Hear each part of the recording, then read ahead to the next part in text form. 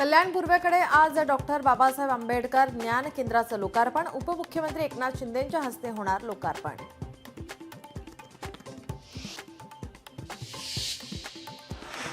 मुंबई विद्यापीठाच्या नरिमन पॉइंट येथील मुलींच्या वसतिगृहात सुविधांचे 3-13 दिवे नाही, पाणी नाही, मजल्यावरील छपराचा भाग कोसळलेल्या अवस्थेत।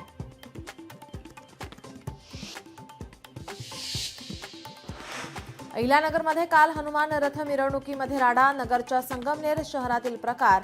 आमदारांसमोरच आयोजक आणि ढोल वादक भिडले।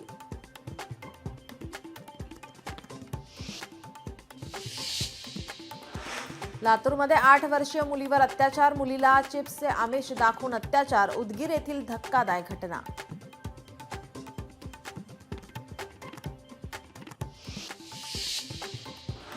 राष्ट्रीय आरोग्य अभियानाच्या 34,000 कर्मचाऱ्यांना 2 महिन्यांपासून पगार नाही। पगार न मिळाल्याने कर्मचाऱ्यांचं आर्थिक गणित कोलमडल्याने दिला काम बंदचा इशारा।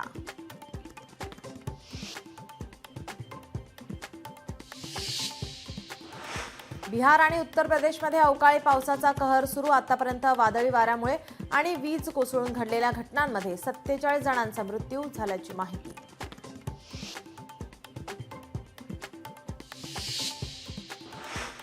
पाकिस्तानमध्ये 5.3 रिश्टर स्केलच्या भूकंपाचे धक्के। जम्मू काश्मीरपर्यंत जाणवले तीव्र धक्के।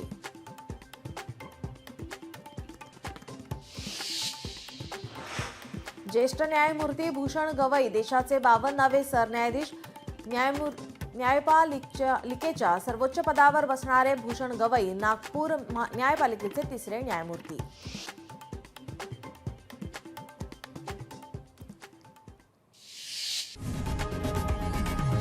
लोकशाही मराठी ऐका, पहा, जागरूक रहा।